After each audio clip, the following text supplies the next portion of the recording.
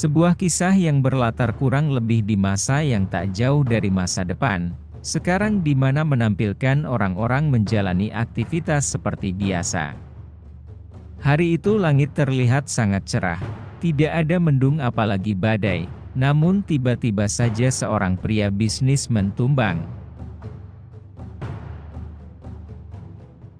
Ditampilkan seorang dosen ahli geologi yang bersahaja dan merupakan salah satu tokoh utama kita bernama Josh Kiss.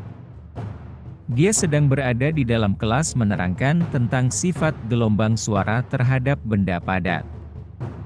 Ketika sedang mempraktekkan apa yang dia jelaskan, tiba-tiba saja ada gangguan yang tak terhindar.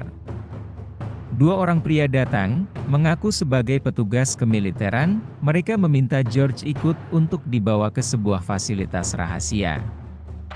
Setibanya di sana, George bertemu dengan seorang ilmuwan yang merupakan teman lama bernama Serge. Selanjutnya mereka dibawa ke ruangan sangat luas yang dipenuhi dengan mayat. Awalnya dua ilmuwan itu mengira berada di ruangan yang salah, namun tak lama berselang, mereka disambut oleh Jenderal Thomas Purcell. Sang jenderal menceritakan tentang kematian massal secara misterius, sehingga membutuhkan keahlian dua ilmuwan itu untuk dapat menganalisa. Sebagai seorang geofisikawan, Josh berspekulasi bahwa orang-orang meninggal dunia akibat gelombang elektromagnet yang kuat dan berdampak pada alat pacu jantung yang ditanam di dalam tubuh korban. Sang jenderal pun merasa lega setelah mengetahui bahwa ini tidak ada hubungannya dengan serangan musuh dan segera menghentikan penyelidikan. Josh dan Serge sebenarnya merasa khawatir, namun, sayangnya, Jenderal Thomas hanya mengabaikan dan melangkah pergi. Beberapa waktu kemudian, insiden aneh lain terjadi di Trafalgar Square, London, di mana ratusan burung menjadi tak terkendali. Ada yang berjatuhan, ada pula yang menabrak bangunan dan benda-benda di sekitarnya, sehingga menimbulkan kekacauan. Ketika Josh mendengar berita ini, ia menghubungkan kedua peristiwa tersebut. Akhirnya, ia menyimpulkan bahwa semua ini akibat perubahan medan elektromagnetik bumi. Perubahan ini juga berdampak pada pesawat ulang-alik yang sedang menuju ke bumi, menyebabkan gangguan komunikasi selama beberapa saat. Gangguan tersebut membuat pesawat itu keluar dari jalur pendaratan. Kini, pesawat tersebut melintas di atas kota Los Angeles dan sedang mempersiapkan pendaratan darurat. Beruntung, seorang pilot muda bernama Rebecca mengatur suatu rencana cemerlang yang menjadi satu-satunya solusi, sehingga tidak ada pilihan selain menyetujuinya.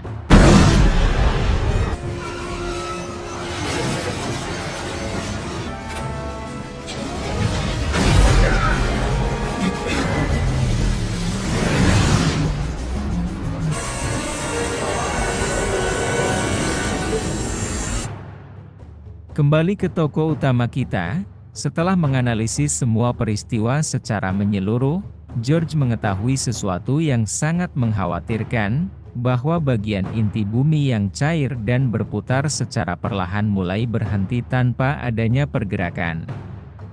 Medan elektromagnetik yang berfungsi sebagai perisai akan lenyap, sehingga hanya dalam beberapa bulan sinar matahari dapat membakar bumi.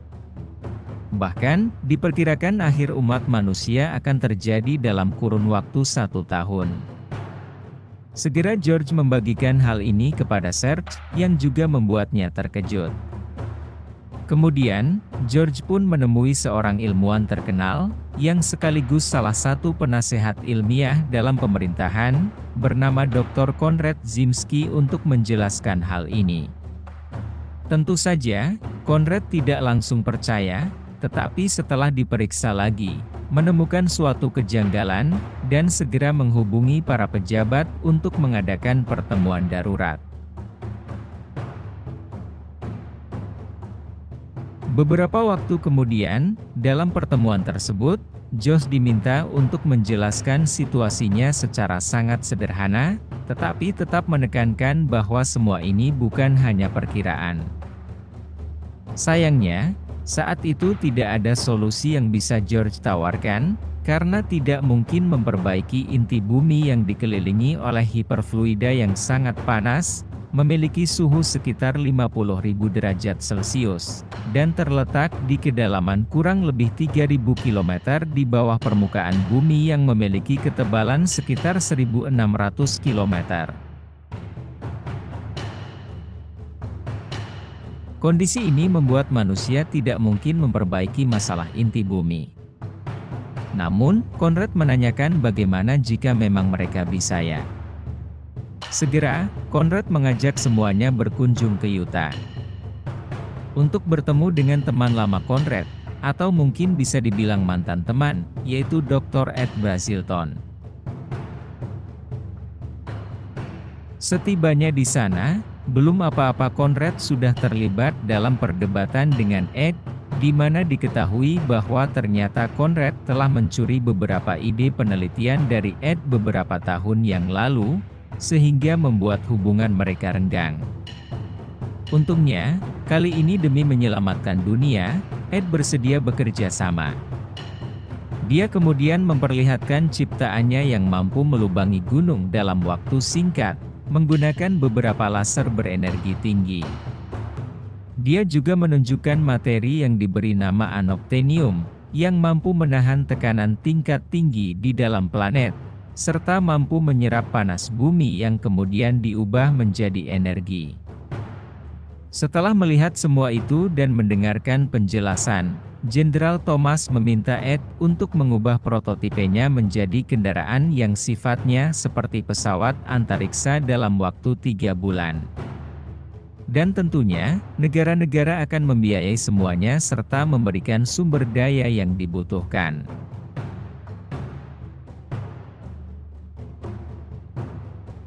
Karena tak punya banyak waktu, maka pengerjaan pun dimulai di hari berikutnya. Beberapa hari kemudian, 2 orang pilot NASA, Robert Everson dan Rebecca, yang berhasil mendaratkan pesawat, direkrut untuk mengendalikan kendaraan khusus yang tengah dibangun. Selain itu, mereka juga merekrut seorang peretas muda bernama Theodore, atau biasa dipanggil Red.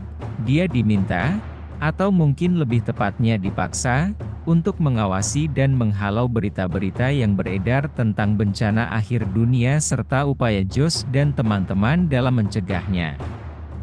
Secara mengejutkan, alih-alih Conrad yang sudah berpengalaman, Jenderal Thomas lebih memilih Josh sebagai pemimpin kelompok yang akan menaiki kendaraan, atau mungkin selanjutnya untuk mempermudah, saya akan menyebutnya kapal yang diberi nama Virgil.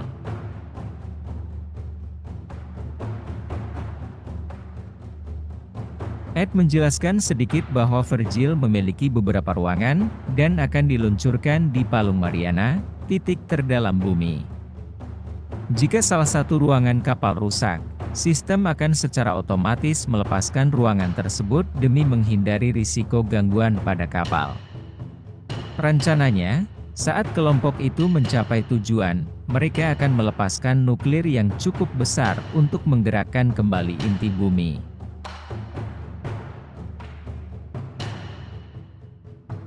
Pada suatu hari, kelompok itu melihat badai petir yang mengerikan di langit. Berdasarkan informasi, diketahui bahwa kota Roma menjadi sasaran bencana. Sangat disayangkan, tidak ada seorang pun yang menyangka datangnya bencana tersebut. Badai petir menyebabkan ledakan dan meruntuhkan gedung kota itu. Insiden ini membuat para kru menyadari bahwa planet membubarkan diri jauh lebih cepat dari apa yang diperkirakan, sehingga mereka tidak memiliki banyak waktu lagi untuk menjalani pelatihan dan ujian. Segera, kelompok yang beranggotakan 6 orang, yaitu Josh, Bob, Rebecca, Conrad, Ed, dan Serge, bersiap menaiki Virgil. Setelah semua persiapan selesai, kapal Virgil pun diluncurkan sesuai rencana, yaitu di Palung Mariana. Kapal itu menyelam dengan kecepatan tinggi, menempuh 500 km hanya dalam waktu beberapa menit saja. Tim merasa lega karena seluruh peralatan dan instrumen berfungsi seperti yang diharapkan. Lalu, setelah mencapai kedalaman tertentu, mereka semua dibuat terpesona akan pemandangan bawah laut dengan ikan-ikan besar yang mengelilingi, seolah-olah bernyanyi. Setelah beberapa jam dalam perjalanan, akhirnya mereka menembus kerak bumi dan menuju bagian yang disebut mantel semi padat. Saat melintasinya, kru mengamati bercak gelap aneh di depan mereka. Geoff menjelaskan bahwa yang mereka lihat adalah area kosong. Dan tentu saja ini sesuatu yang baru, sehingga sistem tidak dapat mengenalinya. Sayangnya, sebelum bisa mengubah jalur, tiba-tiba saja kapal menembus lapisan yang ternyata tidak padat, sehingga membuatnya jatuh, menghantam dengan keras dan nyaris merusak perangkat laser pengebor.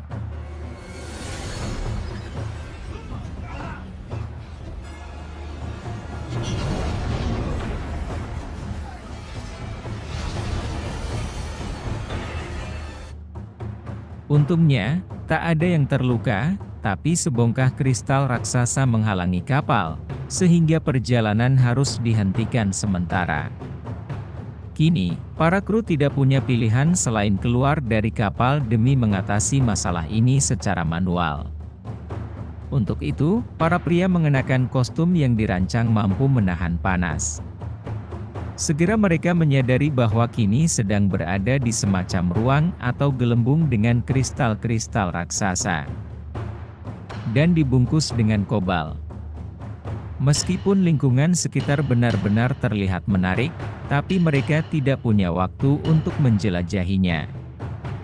Kelima pria itu melanjutkan pengerjaan, memotong kristal yang menghambat kapal, serta memeriksa titik-titik kerusakan lainnya. Lama kemudian, di tengah-tengah semuanya sedang melakukan perbaikan, rongga batu tergenang oleh magma, sehingga kristal-kristal mulai berjatuhan ke arah mereka. Para kru pun harus bergegas, bahkan George membagikan oksigennya kepada Ed, meskipun tindakan tersebut membuat George sendiri tumbang. Beruntung, saat kristal berhasil dipotong, Bob datang memberikan pertolongan. Sayangnya, tanpa disadari, serpihan batu panas jatuh tepat di atas kepala sang komandan itu.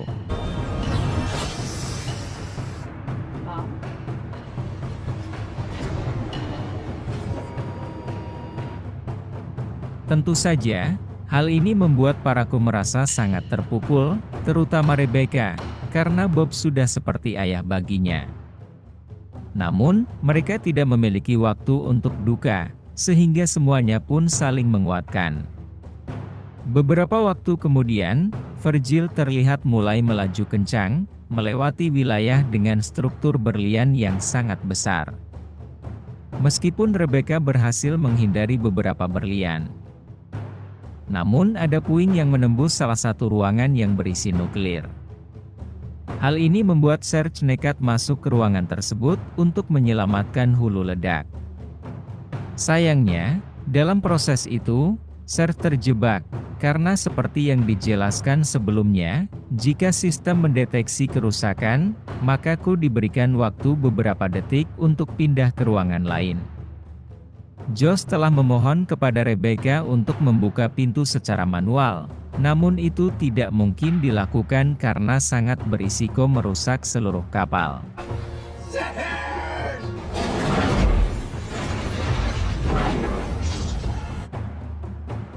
Beberapa jam kemudian, Virgil akhirnya mencapai inti cair setelah serangkaian simulasi yang dilakukan oleh sistem.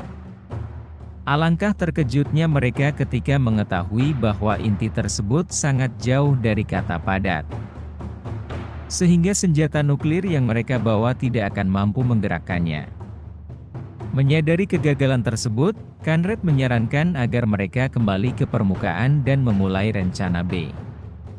Pada momen ini, terungkap bahwa militer AS sebelumnya menerima informasi tentang negara-negara pesaing yang menciptakan senjata yang mampu menyebabkan gempa.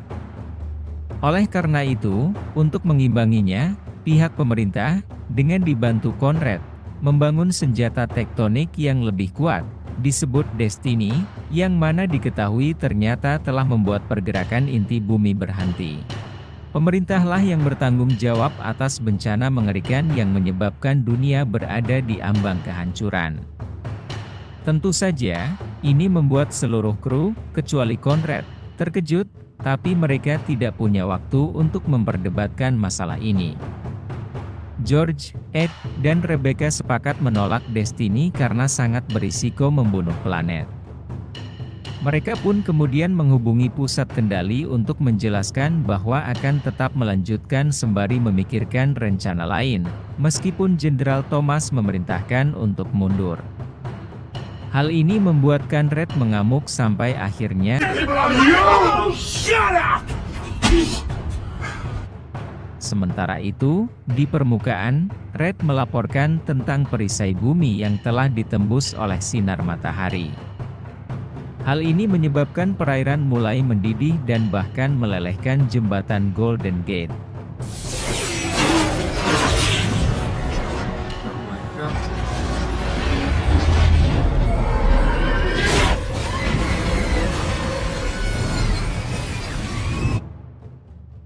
Insiden tersebut menyebar dengan cepat melalui berita ke seluruh dunia. Hal ini membuat Jenderal Thomas semakin yakin dan tak bisa menunggu lagi. Segera dia menghubungi petugas yang berada di fasilitas rahasia untuk meluncurkan Destiny, meskipun mengetahui tim Virgil masih berusaha di bawah. Mengetahui hal itu, tentu saja Red tidak tinggal diam. Dengan kemampuannya dalam meretas, Red berkomunikasi dengan George dan mendapat tugas untuk menggagalkan peluncuran Destiny.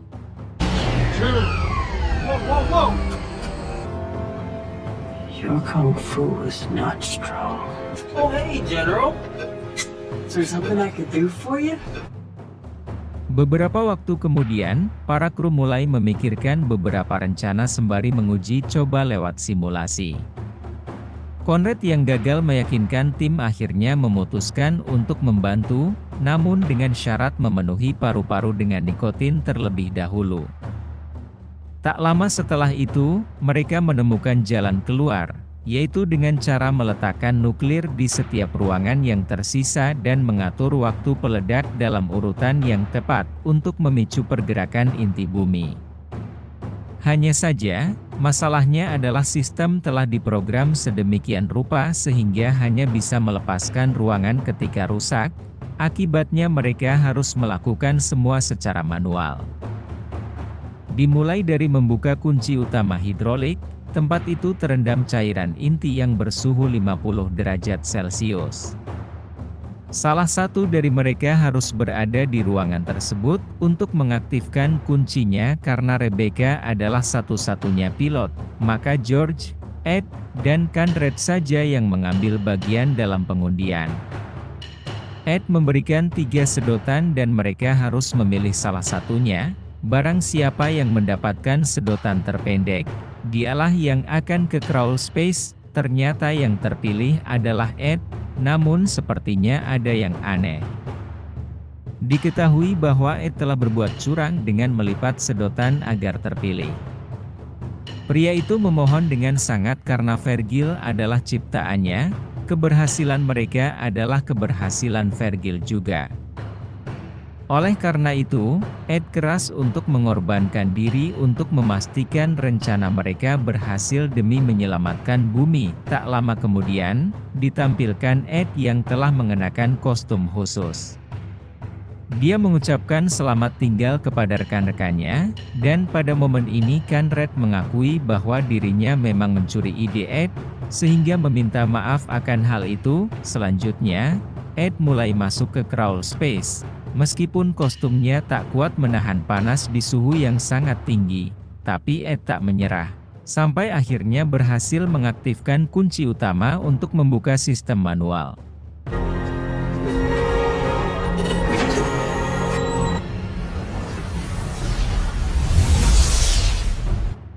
Hanya 2 ilmuwan yang tersisa, dan mereka harus bekerja sama untuk mempersiapkan nuklir di setiap ruangan.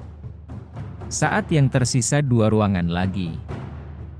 Mereka menyadari bahwa nuklirnya masih tidak cukup, sehingga mereka harus mencari cara untuk meningkatkan daya ledak di saat yang bersamaan terjadi guncangan akibat lidah api, sehingga kaki Conrad terjepit dan sekaligus merusak alat komunikasi. Tanpa alat komunikasi, Rebecca yang tidak mengetahui situasi segera menghitung mundur untuk melepaskan ruangan tersebut, menyadari bahwa diri sudah tidak ada harapan lagi. Conrad meminta Josh untuk pergi. Sebelum berpisah, dia menyarankan agar menggunakan reaktor bahan bakar untuk memperkuat ledakan nuklir yang terakhir.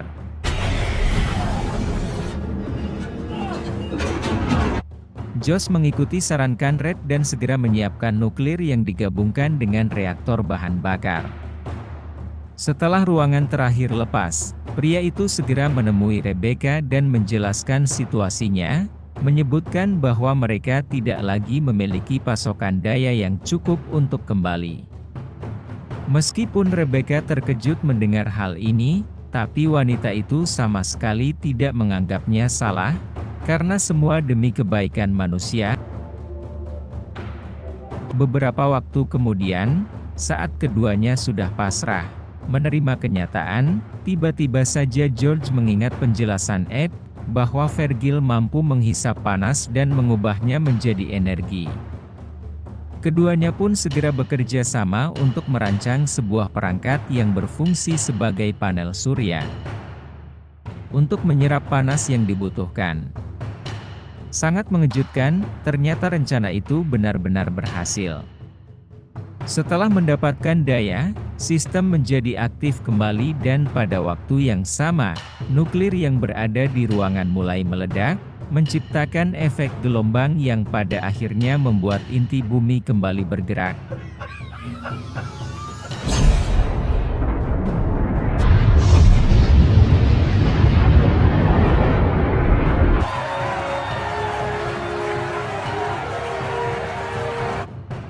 Dampaknya segera dilihat oleh orang-orang di permukaan, di mana lapisan ozon mulai pulih dan secara perlahan bumi menyembuhkan diri. Selain itu, ledakan yang terjadi mendorong Vergil keluar dari inti, melaju dengan kecepatan tinggi sampai menembus beberapa lempengan bumi.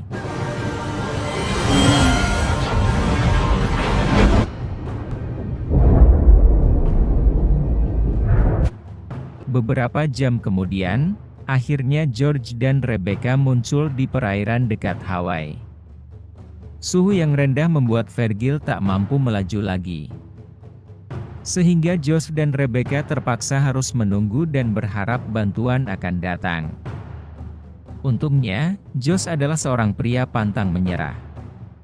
Kali ini dia menggunakan gelombang sonar untuk menarik paus-paus yang berada di dekat kapal, seolah mengajak mereka bernyanyi. Sementara itu, militer yang dipimpin oleh Jenderal Thomas melakukan pencarian yang awalnya mereka kebingungan, karena setelah mengerahkan beberapa kapal, Vergil masih juga belum ditemukan.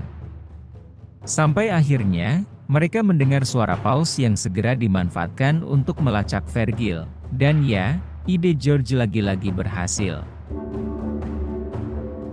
Film pun ditutup dengan menampilkan Red di sebuah kafe, di mana ia menggugah semua berkas rahasia tentang senjata berbahaya Destiny, serta menyebarkan tentang George dan timnya, sehingga kini umat manusia mengetahui siapa pahlawan yang menyelamatkan mereka. Ceritanya sangat dipengaruhi oleh plot yang sayangnya sukar diikuti, mulai dari bagian sebab akibat yang tidak realistis, sampai detailnya yang tidak konsisten. Plot film ini pada dasarnya adalah skenario di mana inti bumi berhenti berputar, membuat segala yang ada di bumi menjadi aneh.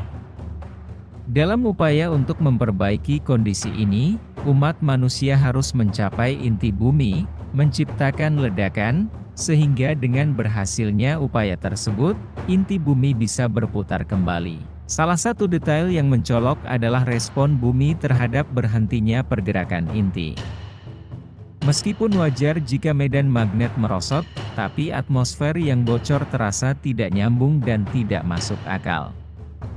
Selanjutnya adalah materi unobtainium yang digunakan pada Vergil. Mungkin izinkan suatu teknologi bekerja, menyerap panas dan mengubahnya menjadi energi. Saya pikir di sini masih nyaman-nyaman saja, tapi selanjutnya terasa tergesa-gesa, terutama ketika mencapai inti. Saat mengetahui perkiraan Josh dan teman-teman tentang daya ledak yang salah, saya merasa kurang nyaman karena sama sekali tidak ada persiapan untuk rencana B, tidak seperti Armageddon yang sejak awal mengirimkan 2 pesawat, dan salah satunya untuk menjalankan rencana B. Selanjutnya, setelah menyadari bahwa rencana A gagal, mereka berkomunikasi dengan pusat komando yang sepertinya, lagi-lagi, kemungkinan ini mustahil. Josh dan rekan-rekannya diminta untuk pulang, dan pada momen ini diketahui bahwa berhentinya pergerakan bumi akibat dari senjata tektonik yang disebut Destiny. Semua mulai tampak jelas, pesannya adalah dampak negatif dari perbuatan manusia terhadap bumi. Namun sayang, detailnya sangat kurang, bahkan di saat terakhir, sepertinya tidak ada tindak lanjut apapun terhadap senjata yang mampu membunuh planet itu, selain berita yang disebarkan oleh Red lewat peretasan. Yang terakhir, dan mungkin ini yang paling kelihatan, adalah cara Josh dan Rebecca kembali ke permukaan. Iya, betul memang Vergil mendapatkan daya, tapi sebelumnya Josh mengatakan bahwa hanya cukup untuk menyalakan mesin dan tidak dengan lasernya.